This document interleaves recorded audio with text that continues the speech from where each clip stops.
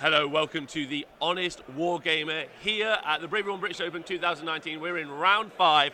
I'm Rob, and I'm joined by my co-host and my bestish mensch, Mr. Nathan Prescott. Hello, hello, hello. Hello, Nathan. So, guys, if you're watching at home or you're watching on YouTube or you're watching on Facebook, get ready, because this is the round that decides who's going to be the winner of the largest event ever in the UK. It's exciting. Nathan, you excited? Yeah, it is. It's pretty cool. The top tables are looking sweet. They are looking very sweet. We're gonna we've got a bad moon showing up. There is, in fact, a bad mood. We'll get to the factions in a minute, but as always, thank you for everyone who's joined us over the weekend.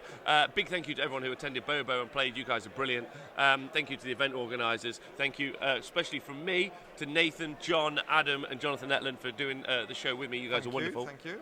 Thank you to you guys at home, and thank you to everyone on Patreon and Twitch for helping support us and make the show. Like Halud, who just subscribed for 6 months in a row. You guys are brilliant. Thanks, mate. So I hope you guys have enjoyed the world's best T-Sports coverage. You hate that term, don't you, Nate? You hate that term. Come on, it's M Sports, really. It's miniature sports. It's tabletop sports. Vote in the chat whether or not it's T-Sports or M Sports. I'm pretty certain it's T-Sports. But anyway, let's go and look at what factions could potentially win the entire event. Yeah. So here we go. These are the factions that can maybe win the event. Now, on table 1, that's not the table we're going to be looking at. It's Blades of Khorne versus Daughters of Cain. Now, what's really amazing here, so that is Jack Armstrong, who just won the South Coast GT. With the Daughters of the Cain. Blades of Khorne is played by Mark Wildman himself, a man who's written 2 tournament-winning lists this year. Not only maybe this list, but also a Beast of Chaos list that we've seen win 2 events this year as well. Yeah. The one that's actually took the Masters was a lot of the list writing in that was done by the Wild Man himself. Yeah, the Wild Man himself. So he's got Blades of Khorne. Now, Mark's in an amazingly commanding position, although his opponent is late. Because the way the secondaries work here, we'll talk about that in a moment. But effectively, Mark has to do anything other than have a total loss and do no secondaries to win the event. Yeah. So really, really important. And Blades of Khorne are not something I would have picked to have done that. No. Although I do remember somebody picked Blades of Khorne when we were doing one of the show during the week. And it was Scrivo, I think. It was Scrivo. Was it Scrivo who chose it? Oh fuck. He's a genius. He is a genius. So what's really exciting here is that it will be one of the first times we'll have seen Blades of Khorne do incredibly well. However, if they do take it out, it will mean the 2 largest events ever to have happened this year will have been Blades of Khorne and Blades of Khorne. Mark looks very nervous. He's very excited. He's in front. You can see him in front of the camera right now. If he just moves slightly to his, that's his face. That man, if he moves a little bit to his right, a little bit more, that man may be the best Age of Sigmar player here. Oh man! Or the luckiest. He looks special, doesn't he? He is very special. He's also only. He's only 4'2". That's why he looks so small. So it's going to be amazing to see whether or not he can win the event. I'm very excited for him. But he's up against Jack with the Daughters of Cain, and their win rate is obviously massive. Yeah. Table 2, you've got this Skaventide off, double Skaventide. So this is John Dale. John Dale, who we saw before, really solid against the master himself, Dan Bradshaw. Wow, that is an interesting table. Yeah. Very interesting table. It would be quite interesting to find out how many drops both of the Skaven armies are actually. Yeah, John Dale and Dan Bradshaw. Because that matchup is. It's going to decide whether or not they can go. Who goes first, and that's obviously super tense. Who gets to put that vortex out? Yeah, who puts the vortex out first? Oh man, there's going to be 2 vortexes on that table. What a pile of shit. So Dan has actually got the lower drop, so he's going to get to choose who goes first. Who puts the vortex? Who puts the vortex out first? That's how you play that game. But Nathan, on table 3, you have got to be excited about this. Yeah, this is awesome. This is huge. Almost no one has ever done. No one's done 5-0 with the Gits.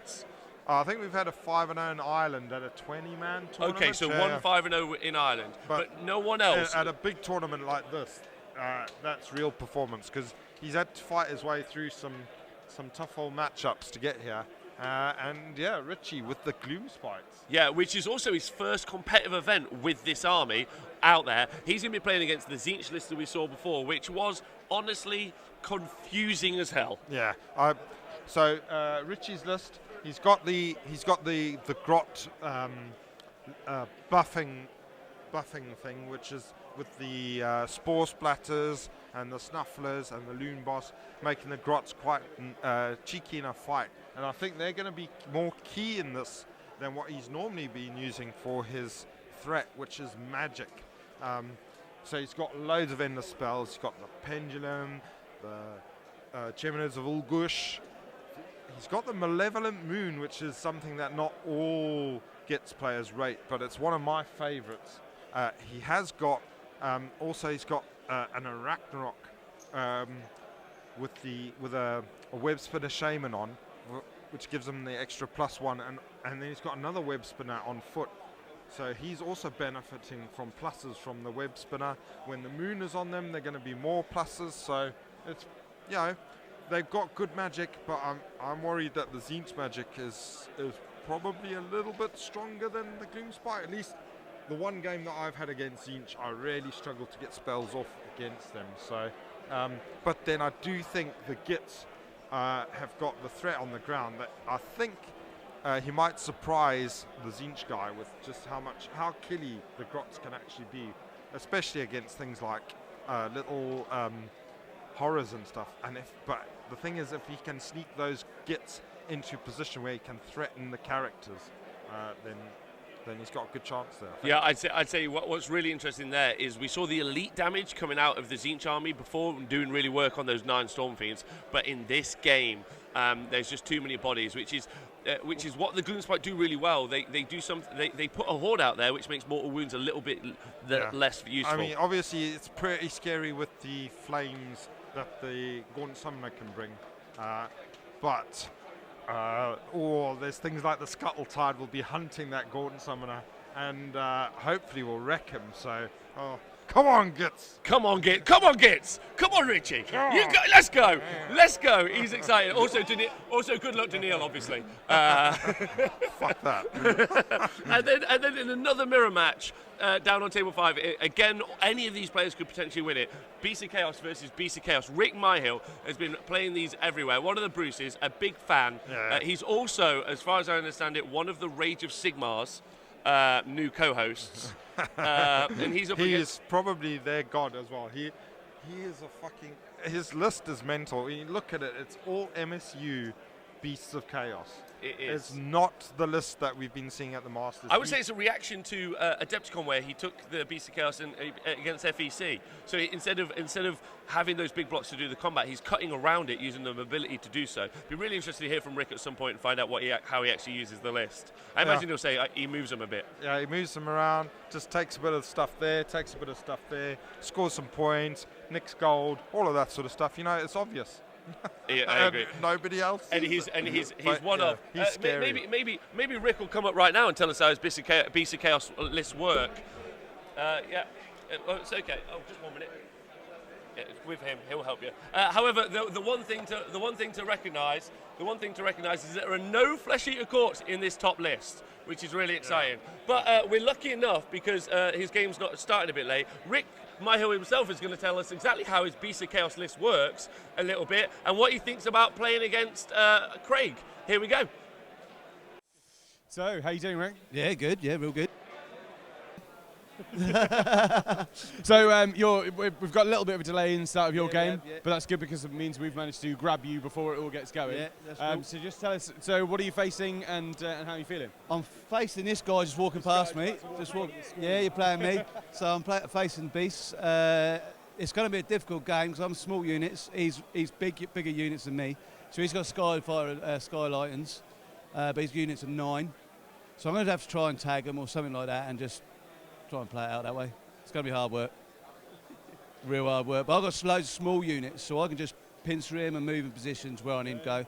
I'll be going first, so I could just pin him in. Try. You never know. So you already know that you've got less drops, so you're definitely going first, right? I've got 1 drop. Of course. Yeah, my list is 1 drop, so I can make my decision from there, which I'm going to go first. I'll try and pincer him in. It's all about the the objectives. So I'm going to play the objective and not try and bash him in.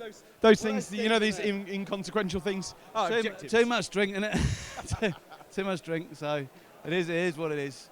And let's hope that he rolls rubbish. Brilliant. Okay, and with that, we're going to snap back to Rob. Thank you so much. Thank you to Adam and Rick for giving us the opportunity there. Oh, didn't need to hold the microphone. Nathan, they can see us. Oh, no panic! Let's see when we're doing the commentary. People can't see us. I got my veggie select there ready.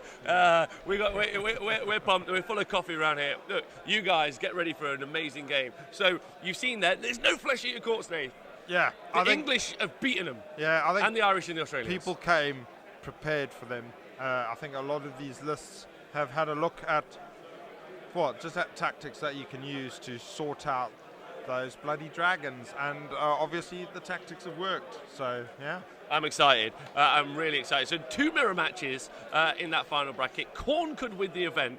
Hedonites and Slaanesh is what we're going to be checking out versus Skaven. Yeah. So we're going to be watching Darren Watson and his Hedonite list, which seems to be summoning loads of stuff, and also showing us just how scary they can be in an actual fight. There are no slouches when it comes to stabbing you in the guts and taking your stuff off of you. Exactly. So this is the first major event for the Hedonites and Slaanesh, realistically, out there in the world.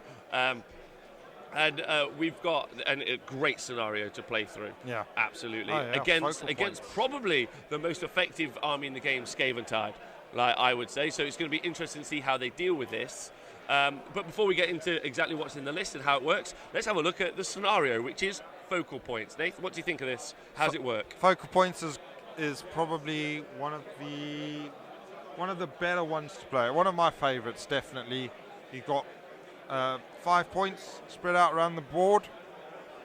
The one in the centre is worth extra points, and then the other ones around the edge are worth 1 point, unless you control the two that are opposite each other, and then you get extra couple of points for those as well. So if you controlled the objective on the far left and the far right, that would be worth 3. However, if you control them individually, they're worth 1, and the one in the centre is worth 2 points.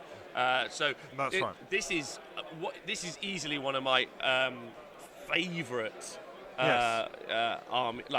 scenarios, because it is so much give and take. And it also, for armies that just deploy and just hammer forward, they always leave those back objectives from deep striking on flanks. You have to think around this scenario so much, and there's actually quite a deep backfield for both players as well, which you tend to move from, which is going to benefit massively the Hedonites for the late game summoning. Yeah. But where have the Gnorholes gone? Yes. I think we've seen one there. Or are we not seeing them? No, that's not a Gnorhole. Jonathan, can you see where the Gnorholes are? Has he deployed Gnorholes? Oh, where are the Gnorholes, gentlemen?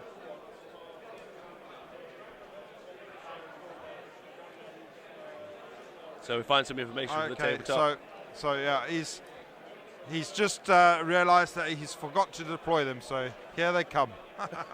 Wow. Okay. I cannot hear you. Okay. So Darren's also remembered to put his Fane of Slaanesh down as well. There it is. Yeah. So yeah. The vein is the there. Fane, just been knocked about a bit. So. Good day, everyone in the chat. We might see. John, can we get a shot of the players, please, just to give you some indication of what they're like? We might be able to get. So there you go. There are both players. Table boss might be able to tell them that they're on the telly, but they look pretty casual, and they're not too stressed. Red player is at the bottom. That's Darren with the Hedonites and Slaanesh. Top. That is what a top-tier Skaven player looks like. Yeah. There he is. Yeah, it looks solid. With his mouse cap on. Absolutely. I've heard that they might be doing jelly shots during the round. Yes, I believe so. There's a fair few endless spells in both these lists, and apparently they've agreed between themselves and the table boss to be taking shots as each endless spell is activated and moved. So we'll see. How many of them will be standing at the end, I don't know. And in the back there, you can see a wonderful man, Mr. John Scrivens, who's been pushing buttons behind the scenes all the while, and he deserves loads of love. If you look how many coffees he's got there, he also is in charge of 9 computers at once. So well done, John. You're a great And everyone at home, you deserve loads of love, John, for doing all that hard work. So, Phil, I don't know much about Phil McGuinness as a player. I don't know if anyone at home knows much about Phil, can give me some information. I've had an opportunity to talk to him. He seems like a really nice man. And he's been playing with his Skaventide. He's obviously been playing very well to be on the top tables. Exactly. With them. Four wins under his belt. All of these players have got 4 wins under their belt. And then Darren Watson needs probably no introduction to the competitive age sigma scene at this point. Yes, we've definitely mentioned him a few times with his off-the-wall lists that he comes up with. Yeah, and it's of no surprise that he is doing really quite well. It is a list of names who we know pretty much. Talking about lists of names, there is a certainty in a thing. There is a list out there with Seraphon Knights in it. Yes. And there is also a list out there with Darkling Covens. Now, it's definitely sure one of them is going to go 4-1 this tournament because they're playing each other. Fuck me! Oh my God, that's great. So we had both of those two armies on at different points, right? We've had round 1 yesterday. We had. So James with the Seraphon Knights. He's got 50 Saurus Cav.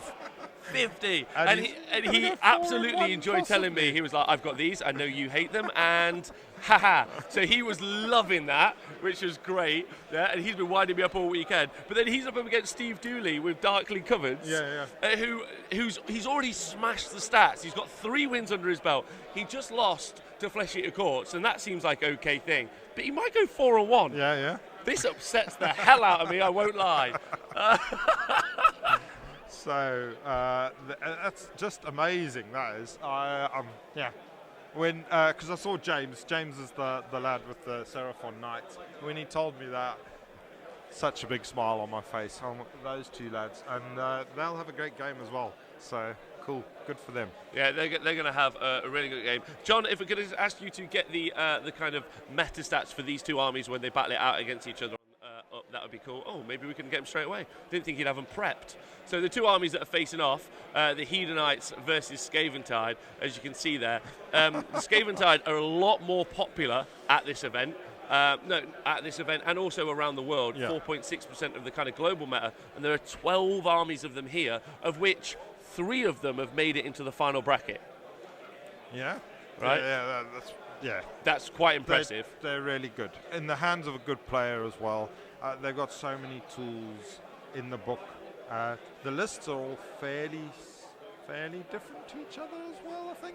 Some of them have got big... I know John Dale's list has got the Storm Fiends, whereas Dan's list is probably more centered around the Magic. And then obviously we're going to be watching the top table list now, and we'll be able to see what he's brought. I don't think he's gone. Was there any Storm Fiends? I don't think so. We'll have a look at those lists later. Yeah, we're going to look at this in a minute. Definitely another different list. Yeah. So then we've got the global win rate. So Hedonites, even before the new book, the global win percentage for them has been higher than Skaven. Although, so before the new book came out. So that's very interesting. And 6 armies of them here as well, which is quite nice. Yeah. And obviously you've got the fun percentages. With Hedonites, it's always 69%. And there goes another Bretonian charge. Yeah, whenever a Bretonian charge horn is sounded. Initially, it was just a couple of people that would also declare for the lady. However, as the tournament has gone on, seems like the whole hall. The entire hall now, when they hear the horn, they do the cheer. So 69% fun for Hedonites, and we'll let you work out why. But then the fun percentage, according to Scrivo, our man behind the scenes, 66%. Oh, yeah, it's Mark of the Devil or something. The Mark of the Devil. I'm not really 13% would make loads of fun. Yeah. But yeah, so those are the kind of global stats for those two armies as they face off. Cool. Some other shit happening in the background. That's cool. All right, so let's go to the table. Yeah. Let's see. See how the deployment is continuing. Yeah. So at the top you have Skaventide. So blue player's top. Bottom is Hedonites and Slaanesh. That's the red player. In the chat, if you guys, if you're on Twitch, you can type in, you can use your emoji and let us know which one of them you're rooting for. Blue is Skaven, red is Slaanesh. Nathan, who are you rooting for? I am not a particular fan of Skaven, as you may have been aware. Yeah. I'm not really a fan of the new Slaanesh book, because I do think the power level is mental, but we'll see. But yeah, I'm gonna go with the Hedonites of Slaanesh. Hedonites of Slaanesh. Come on, Darren, you can show us how it's done. After yesterday, when we saw Joe and that list, they are a great army. Lots of options with summoning, and then obviously a lot more choppy than people can expect at times. Yeah, I'm gonna go for Hedonites as well. That's no disrespect to Phil. I just think I like watching Skaven take a kicking. No, do you know what? I'll pick Phil, Nathan, just so I'm on the opposite side. Yeah. Yeah, I'm rooting for Phil. You're rooting for Darren. Hooray! Wow, these Bretonians are all over the place. They are charging like you would Left, not right, and believe. centre. What's really interesting is there are two units in the Bretonian army that often charge a lot, and we Sounds only like normally they're both in there. and we normally only hear two toots of the Bretonian horn every time during every round. I assume that's because after they charge, they're all dead. So in the chat, Tomb King Tristan's voting red, Dan Hammer CG saying blue, red for Lukewarm, Luvo says red for me, but mainly because he dislikes Skaven. Dwellers are all about the red as well. Okay, so let's look at the list, Nath. John, Yes. let's talk about the list, and then we can see where they're being deployed on the tabletop. Darren has got less drops because has he got less drops than Yes, because you Skaven? got the Yeah. Depraved Drove, which is a Slaaneshi Beasts of Chaos a battalion. So So you can find all these lists both in the chat if you type in !lists. So they've been put in there by our absolute boss men in the chat, and then also if you go on. So that's the way, and it just takes you to the Honest Wargame, and you can check out those lists. Nathan, I'm going to talk about the Dancing Rat Trap first, if that's okay. yeah. So you have the Vermin Lord Corruptor, and he has got the artifact Rune Blade from the realm of metal. Grey Seer on Screaming Bell. Oh, sorry, that's not Slaanesh. That's me talking Skaven. Yeah. This is the Skaven list. Yeah. Oh no, this is wrong. Yeah, you've got Darren's old list. Oh, I've read it all. They're right there. Yeah. You go for So, one. so we've got the Skaventide list. So we've got a Vermin Lord Warpseer as the general, who is the master of magic and has Death Frenzy. Then we have a Plague Priest on a Plague Furnace with the artifact the Suspicious Stone for that extra 5 up ignore damage, and a Warlock Engineer, and then with a Vigor Dust Injector and the Galvanizer Warp Lightning shield, and then Battle Line 20 of Clan Riots, then the crazy things that are Plague Monks with a War Scroll from Hell, so got 2 blocks of 40 of them, a Warp Lightning Cannon, the Congregation of Filth Battalion, and the Endless spells are Chronomantic Cogs and the Warp Lightning Vortex. What, he's got the Vortex? Yeah. What? I think I've missed out he must have a Grey Seer as well. Yeah, he does have a Grey Seer right at the top there, who's the general with the trait the Master of Magic, and he's got Death Frenzy as the Lorna Rune. So I'm not saying this is a standard-ish Skaven list, but it's very different to the one that we've seen before, right? Yeah. I mean, it's not as endless spell heavy as some of them. Obviously, it's got the omnipotent Vortex, where we see it in every Skaven list, but and then backed up with Cogs, which is quite interesting. Which I assume he's going to use to speed up time, basically to get those Plague Monks into places where they need to go. They're quick, and they're quite quick already, but with Chronomantic Cogs on, they become super quick, because they do get +1 to charge on their War Scroll, and then +3 to charge, and extra +2 on the movement. Suddenly they're zipping around all over the place, and Plague Monks are pretty scary in a fight. Agreed. Basically, because you've got to have a maths degree to understand what the fuck is going on. We did also see Danford, who just won the most recent heat here at Wormwood with his Skaven list lose, and that's because he didn't get Death Frenzy off. Getting Death Frenzy off as a spell is going to be very key. Very important. Very, very, very important. And also another thing to talk about when you're looking at this, a lot of the models on that board are single wound, which means somebody getting depravity points, which is what the Slaanesh army really wants to do, is going to be a little bit harder to do because he's not going to be getting them from where he wants to get them, which is multi-wound models in combat. So very interesting. Darren's list. He's rocking a Keeper of Secrets from the Godseeker's host. He's got Speed Chaser, his artifact is the Beastcaller's Bones, and he's got the spell Slothful Stupid. He's got his Keeper of Secrets with the Grisfeather Charm and the spell the Song of Secrets. He's got Great Brave Shaman of Slaanesh. He's got Kairos Fate Weaver, which would be an ally. But now, here's what is really interesting. He's got 10 Ungors of Slaanesh, another 10 Ungors, and 30 Bestigor of Slaanesh in the Depraved Drove. He's got an Eighth of Void Pendulum, Chronomantic Cogs, and the Umbral Spell Portal. So what he's basically doing is taking a Beast of Chaos list, he then sticks it, he's using the Depraved Drove, he sticks that into a Slaanesh army, he then adds 2 Keeper of Secrets to it, he then allies in Fate Weaver and takes some endless spells. That is 3 different books in a place. Yeah, but all underneath the Hedonites of Slaanesh. So one of the things that jumps out straight away is those Beastcaller Bones artifact is an artifact you will not see very often, and that's because it's a weird one. It just turns off a monster basically on a 5-up.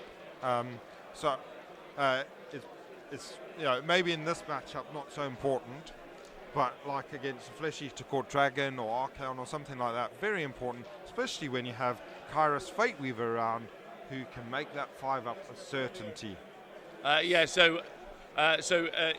The guys in the chat are saying it's a really interesting, really interesting list, which is why we put it on the table.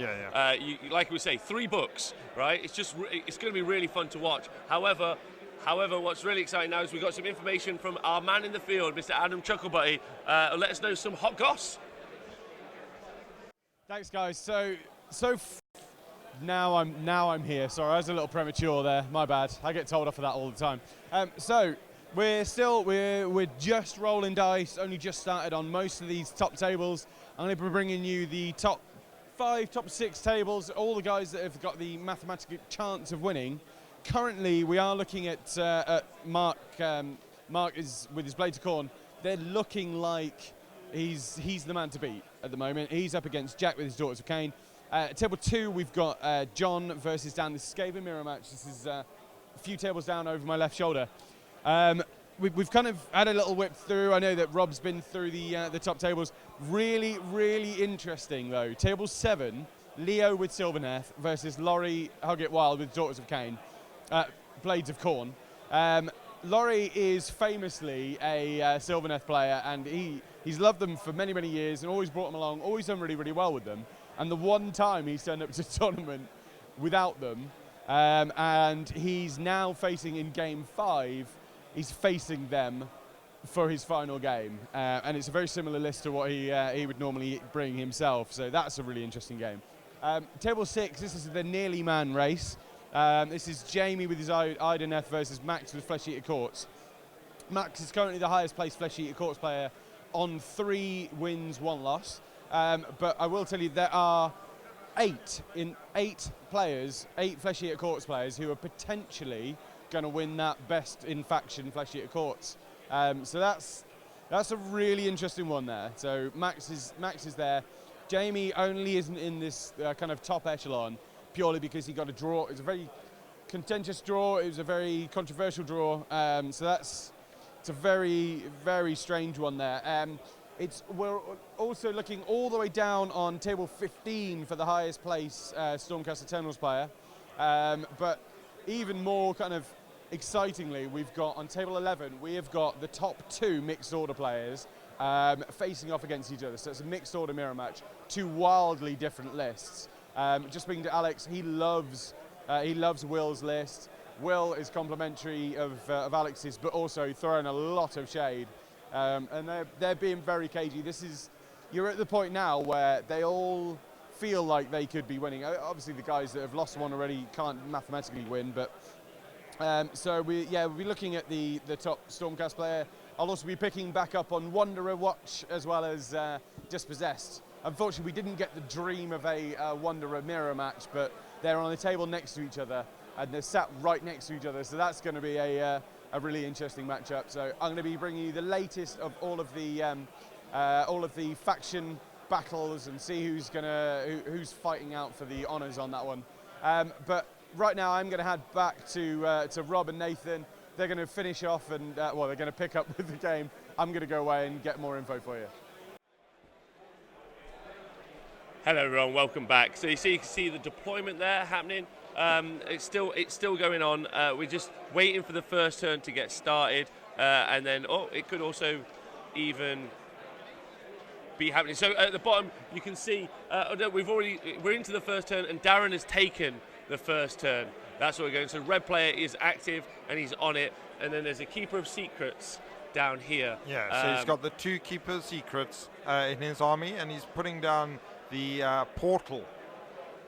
Yeah. So everyone in the chat who wants to see the corn list, or if you want to see any of the lists that are available currently here at BOBO 2019, it's really easy. You just go onto thehonestwargamer.com, type in BOBO space 2019 as a search bar, and they're all tagged. You can look at them all. You're looking for the corn list by Mark Wildman. Really easy. That's the current contender to win the event, effectively. So we're into the hero phase for the Hedonites of Slaanesh.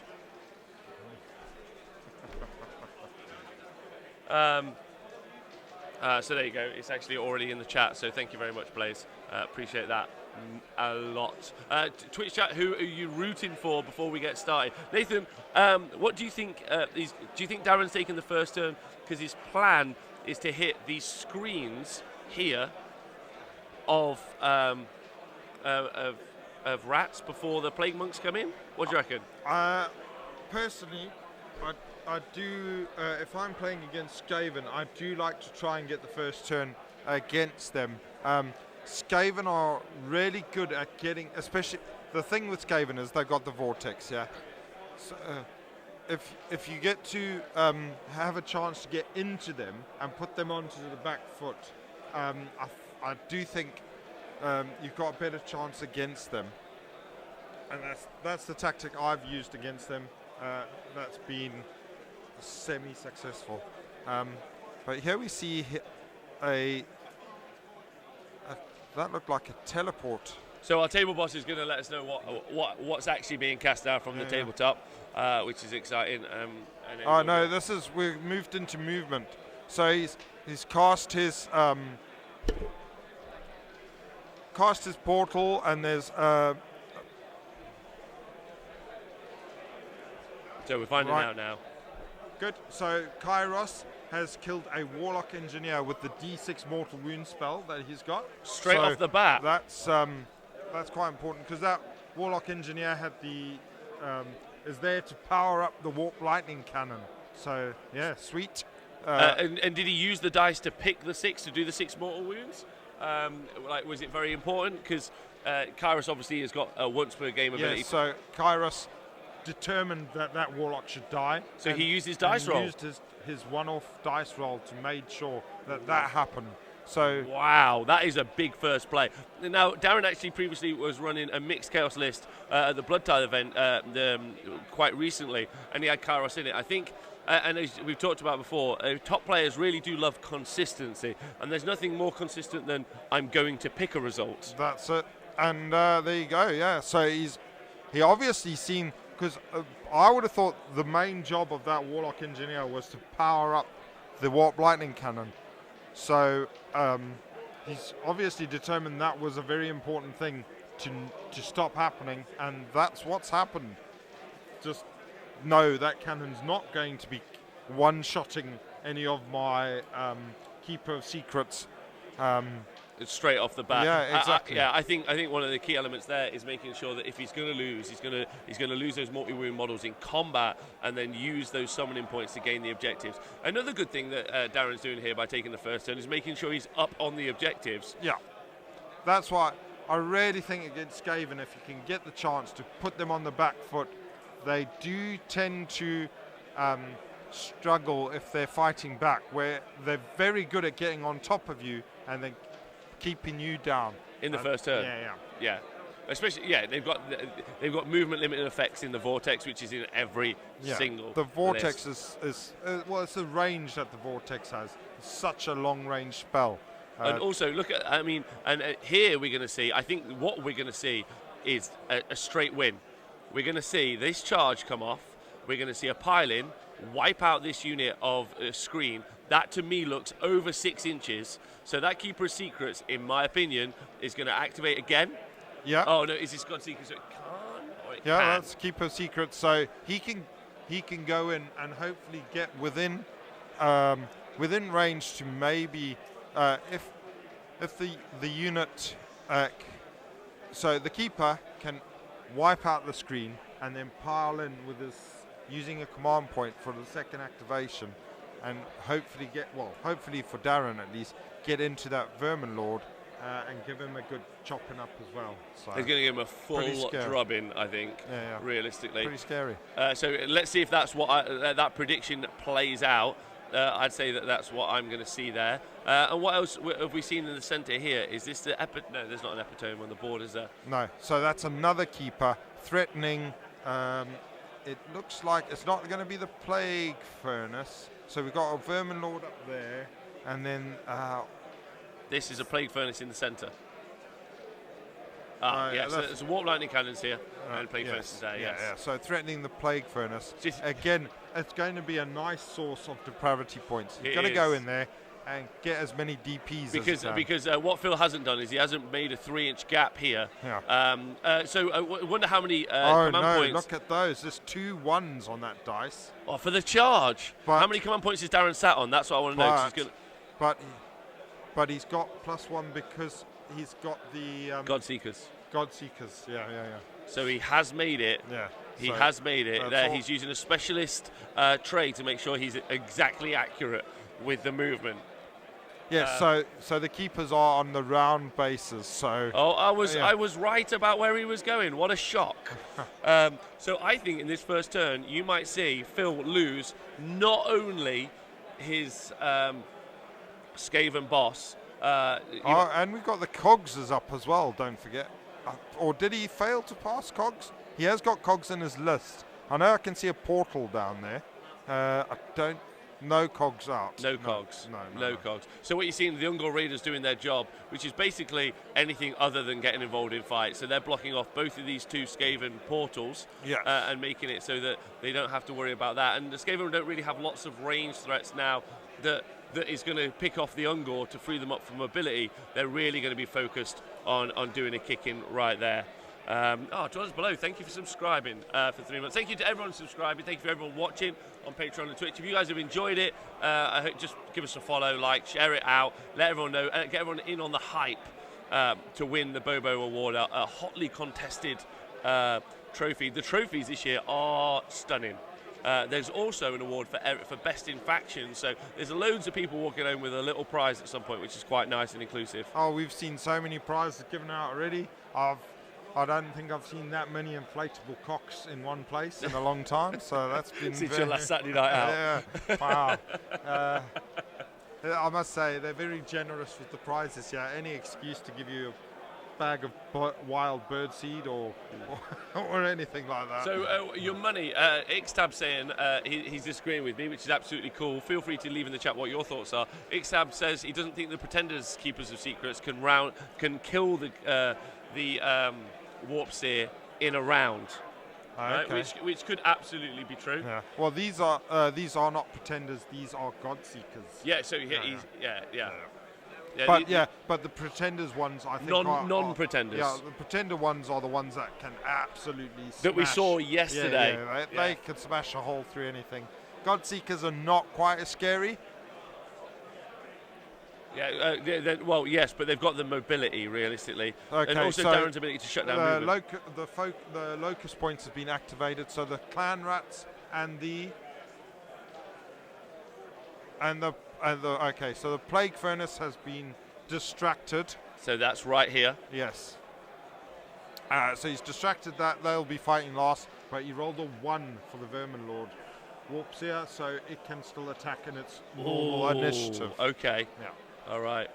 So I think what he'll do, I think what his plans are is for, as you can see, with is that the 1 unit of Bestigor? One unit of Bestigor has wrapped it all the way around, because So that's got the run and charge ability, hasn't it? Yeah, it's also got a Brave Shaman, so there's Yeah. +3 move there, and then because it's God Seekers, it's got the +1. So that unit there is what's being activated. What he's going to do with that is use that to kill the screens, Yes. and then the keepers are going in, and they are going to. And Phil has just deployed too close, too quick, and they're just going to get.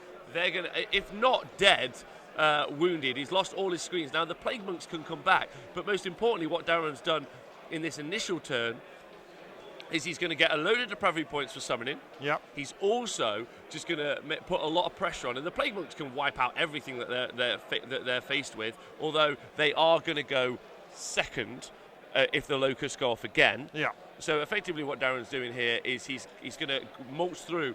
I think he's done it. But we'll see. Do you disagree? Do you think, like, what would you do if you were Phil in this situation? Well, I mean, Phil has. I don't know. I don't think Phil's too worried. Like you say, his main workhorses in his army are those blocks of Plague Monks, and they're sat in juicy positions to go forward and just take off those Keepers of Secrets. But they'll be going second, and then But what? they'll have Death Frenzy on them as well. So.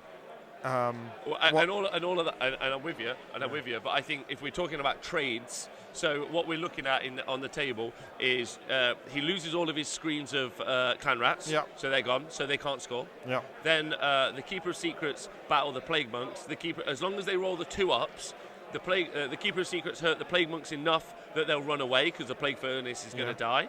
Yeah. Then the Keeper of Secrets both die. Yeah. However, the Plague Monks and the Keeper of Secrets are out. The Bestigor have got a line that you're not getting past. Yeah. Well, they could take the Bestigor out as well. Yeah. However, he'd have scored the points. You might see everything die in turn 1, and that be the end of scoring. Yeah. That will work nicely in the favour of Slaanesh, because that will have generated loads of depravity, which they will then use to. Only if the keepers stay alive. Well, so he's still got a shaman at the back. Bray Shaman. A Bray Shaman. So he'll be a Loci, right? Yeah, he's marked Slaanesh, so he'll be able to summon from that shaman, and that's where he's going to be getting the extra units that he'll need then to be able to control the objectives and score the points, win the gold, and go home. Just go dance his way all the way. Let's get a shot at the players. Let's see if they're looking stressed or if they're looking tense. Let's see what it looks like to play on a top table at a world-class event. It looks stressful if you feel. Darren looks fine. He doesn't seem to be too stressed. He's just rolling some dice. He seems all right about it. They're in the mechanics of rolling. This seems fine. These are their poker faces, are they? So you can't summon from... the Fane, no, not from the Fane. It has to be a hero. It has to be a hero. A Hedonite hero. There we go. So maybe we'll come back to the player shot when we find out exactly... so I'm not sure, actually, if the shaman, the beast, the shaman will have the right keywords, actually. Does it have to be Hedonite or Slaaneshi? That I'm not 100% sure on. Yeah, I'm not either. Yeah, Dwellers Below enjoying our table boss's attire. He is absolutely... It's information. There we go. So we're just measuring the 3 inches to see if he's in. So Phil, what I would do is not pile in towards the Keeper of Secrets. I think that's exactly what Darren wants. So they're just explaining it and having a chat. What is he? Could he run away from out of combat? Yes. So the Vermin Lords do have the ability to retreat if they are within 3, to be able to scurry away. Which like is why it would have been so good to have rolled the 2+ on him and make him so he did that, because he would have been able to activate that ability at the end of the combat, which meant the Keeper of Secrets would have been able to go and hit him a little bit. And I think he has scurried away. Well, first of all, so this is the Bestigor fighting first. So they've killed 15 clan rats from that top unit of 20, so leaving 5 clan rats there, which are still enough just to keep that keeper locked in that position where he is. And then obviously the rest of the best score will be attacking at the bottom here.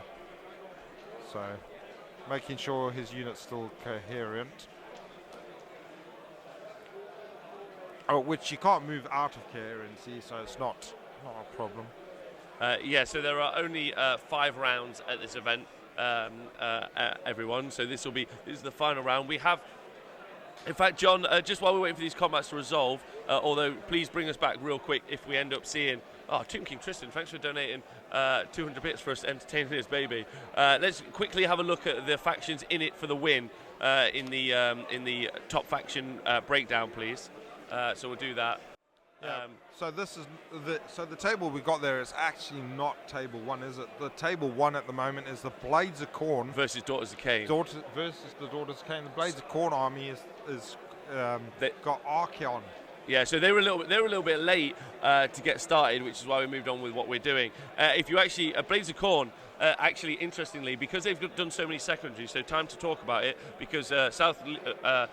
Legion Commander said that it should have been 6 rounds of that many people. It's actually already differentiated massively. So there are 2 secondaries that every player can do every round. One of them you get 5 points for doing your secondary, and then you get another 5 points if you deny your opponent doing theirs. Yes. So 10 in total. It means it does a load of things. You can't stop people cheating, like from trading secondaries or anything like that. That means that Mark, with the Blades of Khorne army, can potentially win the whole event, and the only thing he's got to do to not win it is not get a major loss. Yeah, so even a minor loss or a draw is probably going to put him in the driving seat, and that's because he's been so good with the secondaries.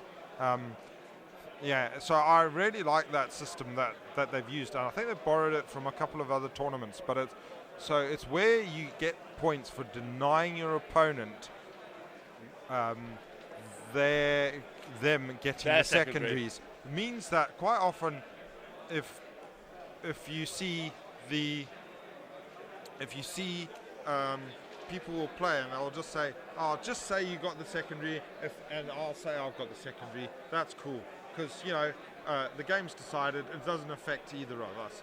But now it actually does affect you, so it does mean that people are being very much more aware of secondaries and not just giving them up for no reason at all. No, because they're worth, it's worth points to you, and points means prizes. It does. Let's quickly see how these fights are going here. Nailed it. So we haven't seen the engagements yet. So while we're waiting for them, we are going to go to our man in the field. The hot man himself. He's got all the goss from around the world, Mr. Adam Chucklebutty himself. All the goss from around the world that matters. Let's be honest. Right, so straight into it then. We've got Mark versus Jack. So far, all that's really happened is Mark gave Jack turn 1. Jack's fired up the board. So that's kind of it so far. Table 2, John Dale with Skaven versus Dan Bradshaw with Skaven. And so far, what's happened in that game is John has kind of misdeployed and kind of forgot to block out the 9-inch deep strike behind him. Dan's appeared with a Vermin Lord in the back, right in the back line. He's charged through, smashed the hell out of loads of stuff in his back line, got him blocked back. He's charged up with loads of other units and is pinning John exactly where he doesn't want to be, which is away from nearly all of the objectives. Screech, the Vermin Lord, Vermin King guy, he's cast the Pendulum and has scythed straight through a big chunk of John's army there as well. So John is not so much on the ropes, he's basically fallen backwards out of the ring so far, and it's whether he can get back up and crawl back under the ropes and get in there without Dan kicking him in the face again. Table 3 just behind me here, we've got Richie versus Dan, and so Dan is a 1-drop, as you'd have seen from the game earlier on. He gave turn 1 to Richie. Richie is fairly happy, fairly comfortable. He's kind of moved as much as he can, and now it's Dan's turn going on behind me now. Moving further on, we've got on table 6, this is Jamie with his Iron Neth versus Max with the Flesh Eater Courts.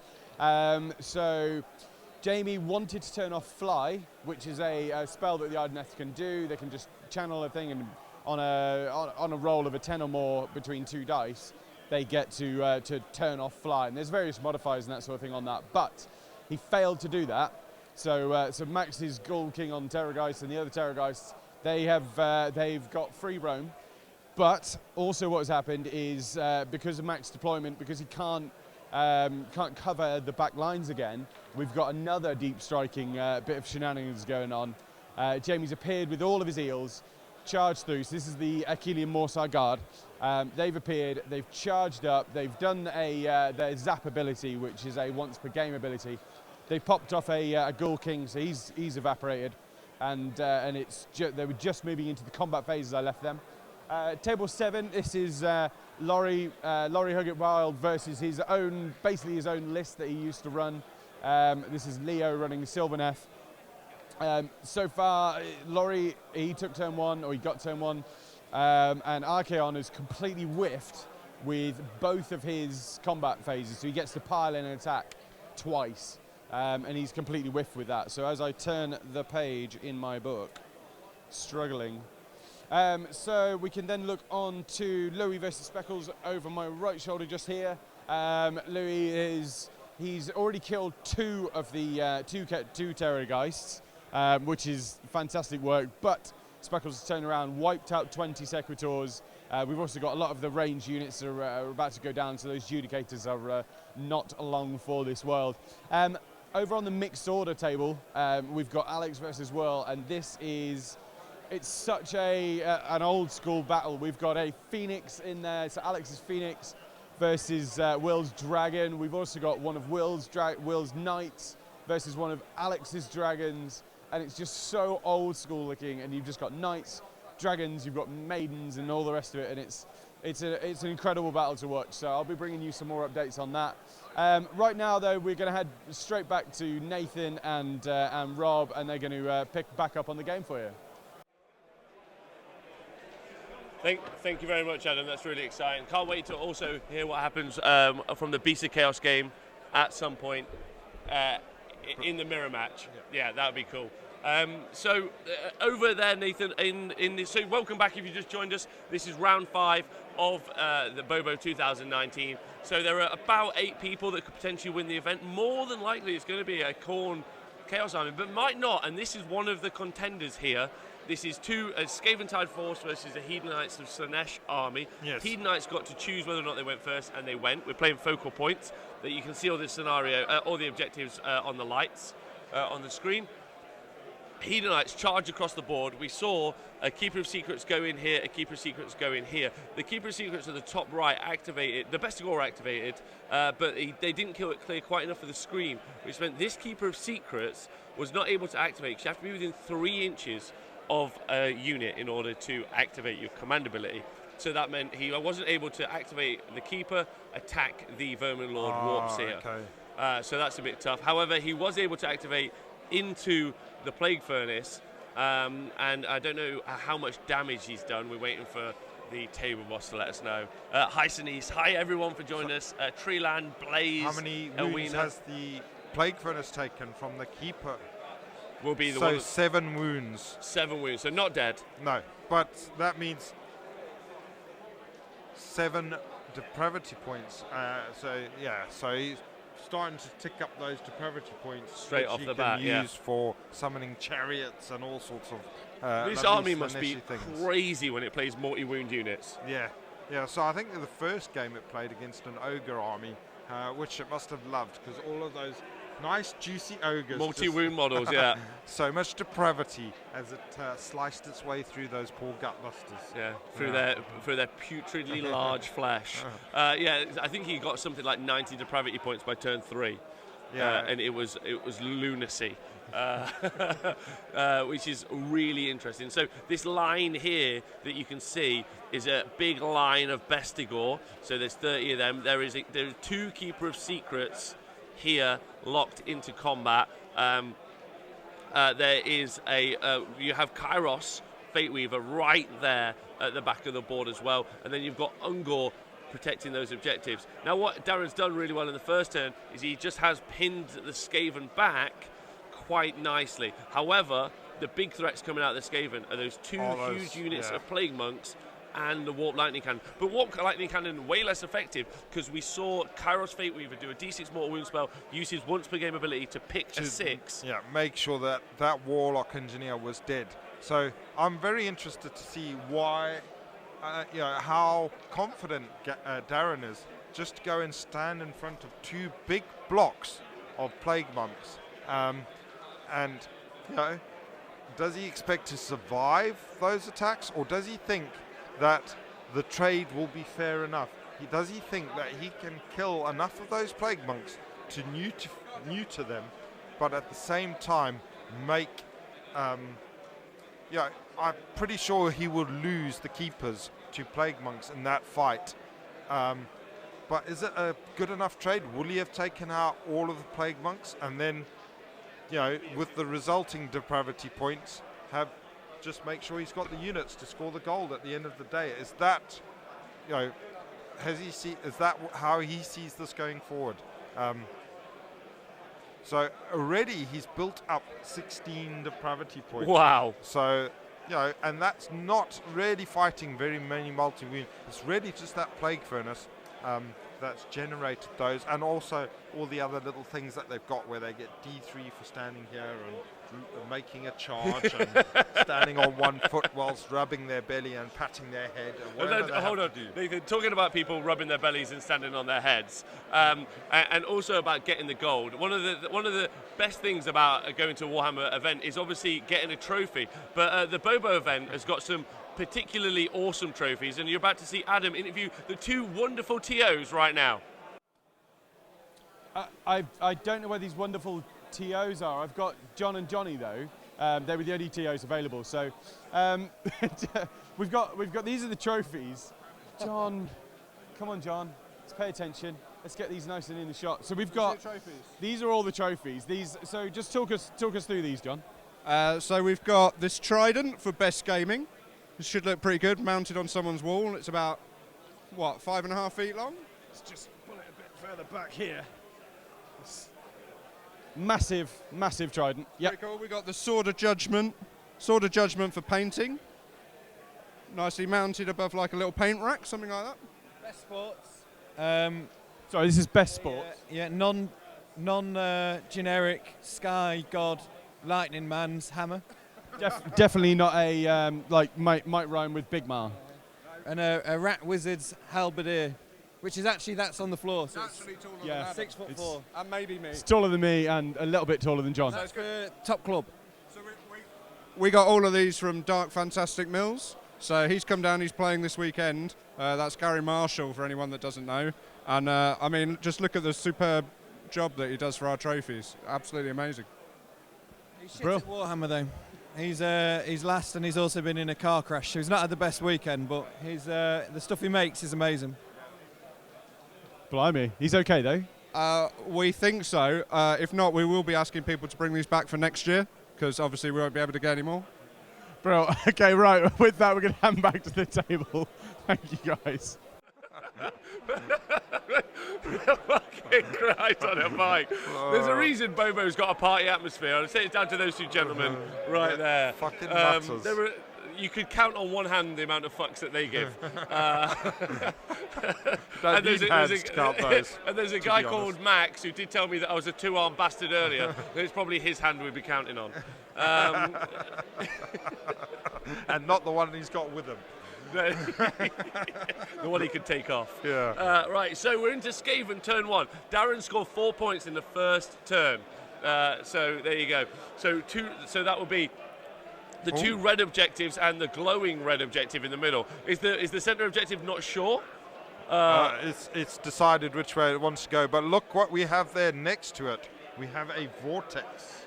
Oh, okay. And so the vortex gone not down. very far onto the field, because you're pushing back the rats.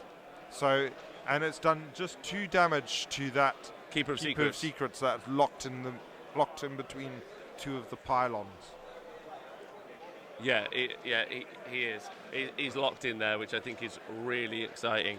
But it doesn't do mortal wounds to the Skaven, right? Or it will? No, it will do. It attacks everybody, including the Skaven. So probably you do some wounds to that Plague Furnace the as well. Plague Furnace that's there. But so it's done 2 wounds to the Keeper of Secrets, which I believe has healed them. So we will find that yeah, out in a moment. How are those Plague Monks, because they're so reduced in mobility, going to push past those Bestigor? Healed them out of phase. As all top players. Oh, okay. So from the previous turn? Getting confused, yeah. Right. Cool. So, and we're still not sure about that disco behave. that's in the middle of the board. But yeah. So as you can see, center objective and the right-hand bottom side objectives, Slaanesh own them. The red players have got that. Now, again, like always, it's all about scoring the points and kind of racing against the scenario. So 4 points up for Darren. Phil has got to counteract here, and he could probably do that quite well. You'll probably see a lot of damage come out of those 2 units of Plague Monks into both of the Keepers of Secrets and the Bestigor.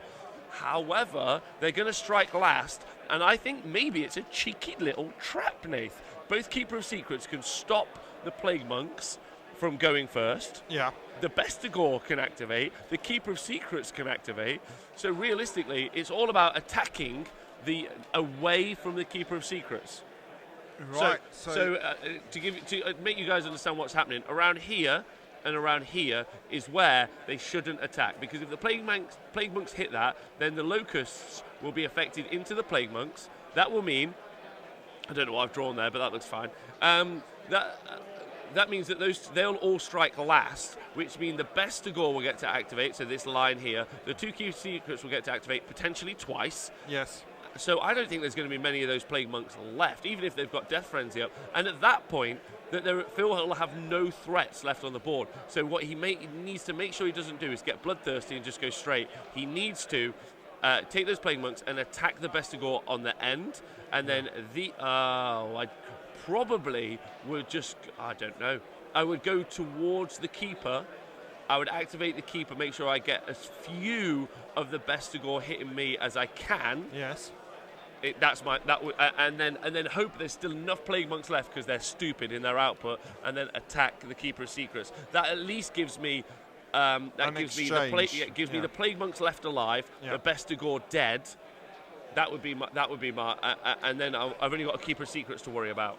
Yeah, I mean, it's very important to know whether the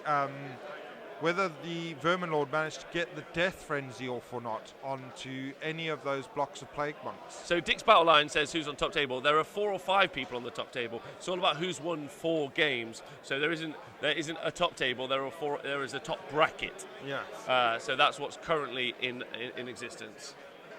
So we'll find some. We're gonna find some information from our table boss John, and he is going to let us know whether Death Frenzy was cast on any of the Plague Monks. Joel McGrath says Slaanesh was so strong. Won a 2-day with him this weekend. Good luck, Darren. Well done, Joel. Can't wait to do the stat show with LLV. Currently, he is in Bobo right now, our stats machine himself. Although, unfortunately, was out till 5 in the morning last night doing some stats on how many beers he can drink. That's quite a few, I believe.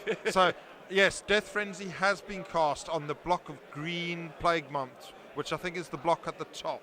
So, I would expect to see that to go in to the Bestigor and the Keeper of Secrets. Sacrifice themselves, because even if they're fighting last, they fight every time they die. So, they will get to kill the Bestigor and probably the Keeper as they go down. Which is fine, but at this point it's about scoring units, and it's about taking objectives. And if both Plague Monk units die, it's cool that they die and they sacrifice themselves, but if they do, all they're going to do is there'll just be an explosion of Keeper of Secrets and Plague Monks and Bestigor, and then at the end of it, there'll be a Brave Shaman at the back who'll go, all right, you're about to see a load of new units come on the board. Because Darren can play the attrition game because he's got units to summon, whereas Phil can't play the attrition game. He needs to maintain the scoring units that he's got available. So nearly impossible for him. because you got to get around into those points, and the only way to do it is to get through the Bestigor and the keeper. Oh, there we go. Oh, we might be on for a priority roll. I don't think we are. No. I think we're just on. Look at Darren. He's just excited and ready. His palms aren't even sweaty, and he is more than ready. And there's no spaghetti. There is little to no spaghetti. I'm not sure why we got that shot, but I like that we've got it. Yeah. Those guys look tense. Are you guys out there thinking that's what you expected them to look like? Also, if you're watching live, who are you rooting for? Are you rooting for Skaventide? Are you rooting for Slaanesh? End of the movement phase, obviously the vortex ticks off again. So another wound onto the keeper, kills a plague monk. I think it wounded a Bestigor as well. He did wound a Bestigor. And the Furnace is taking wounds as well. Furnace has only got 4 wounds wait, left. because the Skaven is going to tick again. Yeah, The vortex. now. Yeah. Oh, God, of course. So there we go. The Twitch chat are using their emoticons like they should, blue and red. And I'm really proud of you. So now we're into the shooting phase. You guys have got it. And that Keeper of Secrets taking some damage from the Warp Lightning Cannon, I believe. Yes. I mean, if they can take out the Keeper of Secrets in the center from shooting before they get into fighting, that's going to be massive. Yeah. Do you think they're going to? Do you think they're going to unleash the Book of Woes? Unleash the Book of Woes? Yeah, Book of Woes, the Plague Monk units. Yeah, they've got some Book of Woes and the Plague Monk units. A Plague Monk unit is effectively an entire army's worth of rules in one war scroll. Yes. Are these the Book of Woe rolls, are they?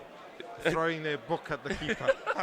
They're opening the book, they're reading from the book, and they're saying, "Woe beeth to you."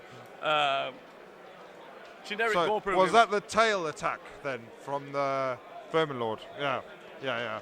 So it's used as prehensile tail thing to tickle up that Keeper of Secrets. And here comes the charge. So yeah, he's going for it. Oh, nice. A classic tactic is just to punch all your opponent's models before you move units. I do that often, but that's because I'm very heavy-handed. That's why I like to not play on Realm or Battle Boards, because I once accidentally moved one of my units, one of my friend's models, but the hill became a ramp, and it flew into the air, and that's how a man called Max here, who's playing currently, lost an arm. It's a Chaos Fortress. Just took it straight off. And that's how depravity points are made, boys and girls. Yes? Oh, thank you very much. God bless. The coverage has been amazing this weekend. I just want to say thank you so much. Dick's Battleline agrees. You guys are all awesome. Thanks for joining us. Hope you've enjoyed it. I got to say a massive thank you to all the guys helping me do the coverage. So we've just had an update on the number of depravity points that have been generated so far. Give me 24. So with one more depravity points, he can summon 30 demonettes. 30? 30. 30. I want to see 30 demonettes. Already, it's only the top of one, bottom of one. Sorry. Well, we're going to see loads of depravity now as these plague monks help them. Are going to get stuck into that keeper. Okay, Here we go. So while we wait for this game to continue and get on, we have a result of the Skaven mirror match. So by John Dale, we saw.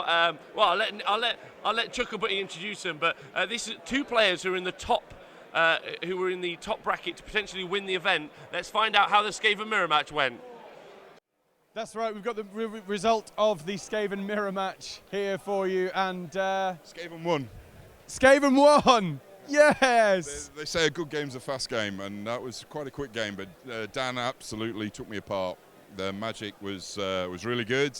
I let the back door open for the Deceiver to come in the back, and it all went south very quickly, I'm afraid. So yes, my chance of glory has slipped away. Just slipped away, and right at the end there, we just saw a fairly strong roll off where Dan was trying to skitterleap away because your secondary is to kill his general, right? Yes, well, my secondary was to kill either the Deceiver or Screech, the 2 highest point models in his army, and I got him down to 1 wound. I mean, he should have been dead. I'm not sour about it, but he should have been dead. So I needed a 7 with a reroll, didn't get it, and the dice had to go flying, I'm afraid, at that point. He failed the dispel roll on this skitterleap that allows him to just run away. Yeah. And the second he failed it, out came the dice, and he just hoofed them down the hall. It was, Very, very Johnny Wilkinson-esque. I mean, yeah, definitely, it flew as far. Yes. Highlight of the morning, really, but there you go. No, a great game. I mean, it's a brutal army, but I think I made some basic mistakes which just made it too easy for him.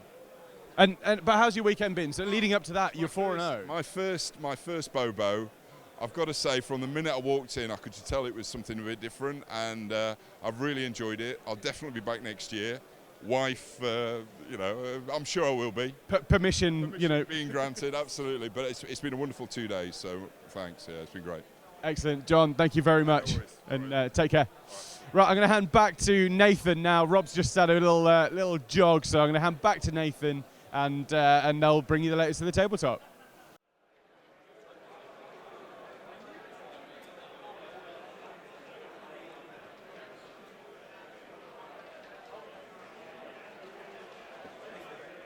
Right, got you. So the keepers have used their loci to make the plague monks always strike last. Yeah, exactly.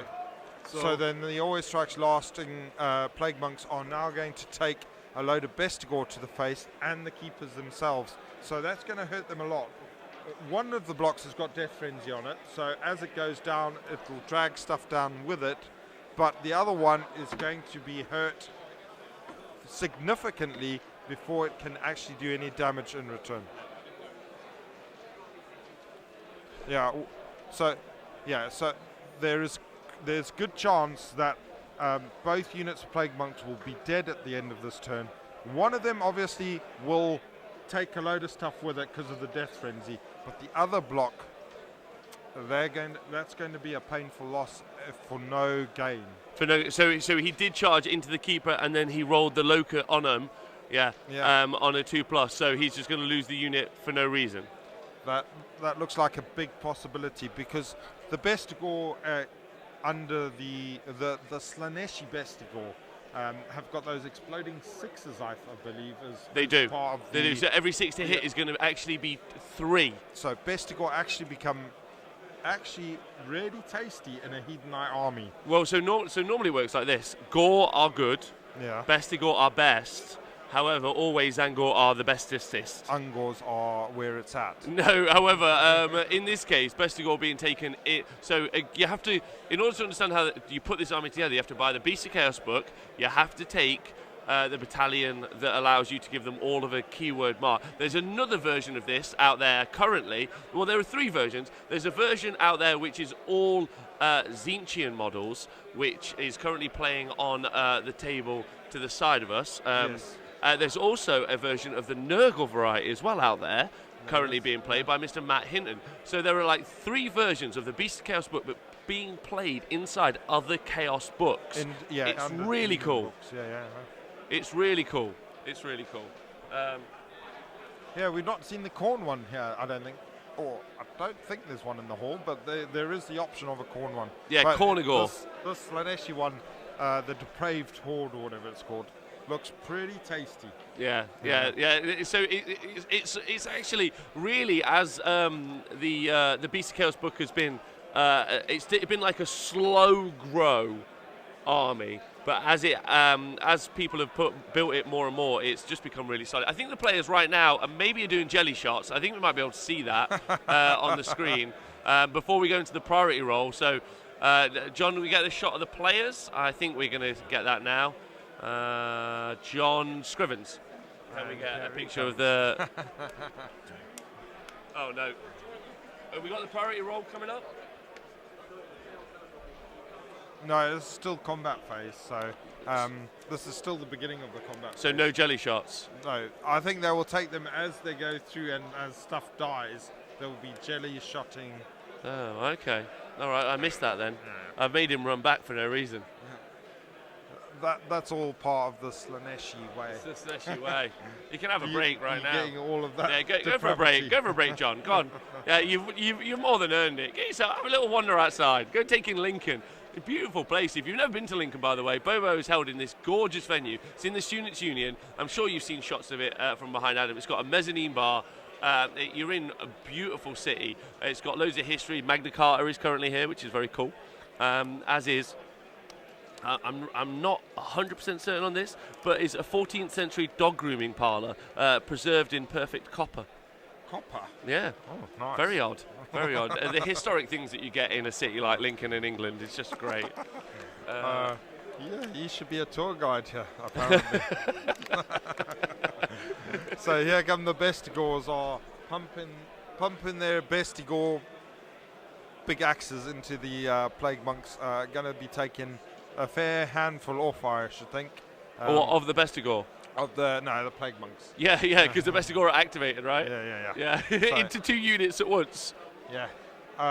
So yeah, that's going to hurt. So I'm interested in the activations actually, because some of you may be aware. Well, I'm sure if you're watching this, you are aware. But obviously, Games Workshop have like massively increased what happens inside of combat with first, strikes last, loci, and obviously units that die attack as they die.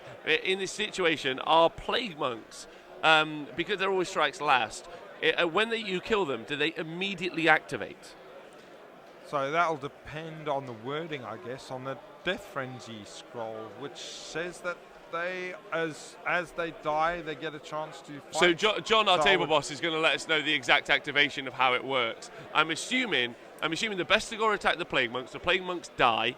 The Plague Monks, because they got Death Frenzy on, they activate immediately once they die, or do they wait until their turn in activation? Yeah. So it's because of the Death Frenzy spell.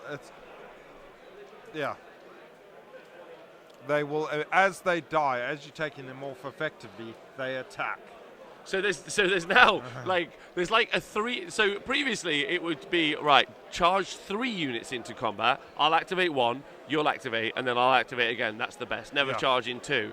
In this situation now, you have to work out how many units you're going to charge in, which units you're going to kill first, make strike last, if and when you should kill them, if you should even kill them, because then they're going to attack you back. And then finally, if it's all over, maybe someone does a battle shot test, but we're not 100% certain. I didn't understand that. Could you draw a picture and show me again? It's really easy. Imagine I'm one of the Irish boys who's here at the event. It's exactly like talking to them, only you don't understand a word. Gotcha. Can I have a Guinness, please?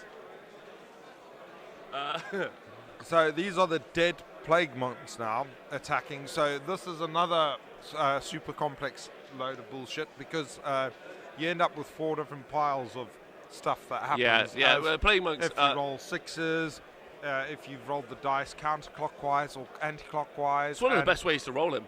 Yeah, and all sorts of stuff happens.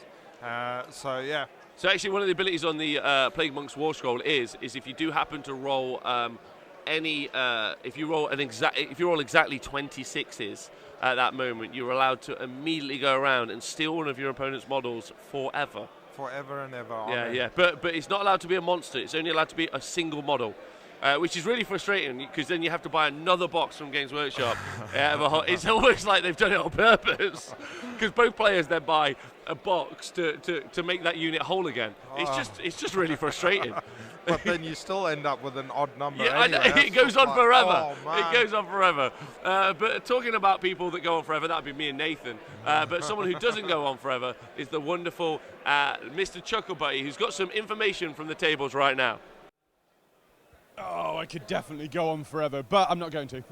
So, table 1, then. This one really matters because of how table 2 has gone, which is John versus Dan. We just interviewed John. Dan won his secondary and denied John getting his. That was the skitter leap that we were just talking about, to be able to get his general away so that couldn't die.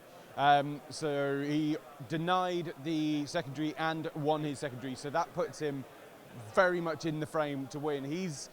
He will definitely have that if Mark draws or loses now, I believe. So that was his thinking anyway. So, table 1, Mark versus Jack. This is Jack with his Daughters of Cain, Mark Wildman with his Blades of Corn. And Jack has really pushed hard, gone super aggressive, gambled heavily, really heavily, and it's so going to depend on the next priority roll.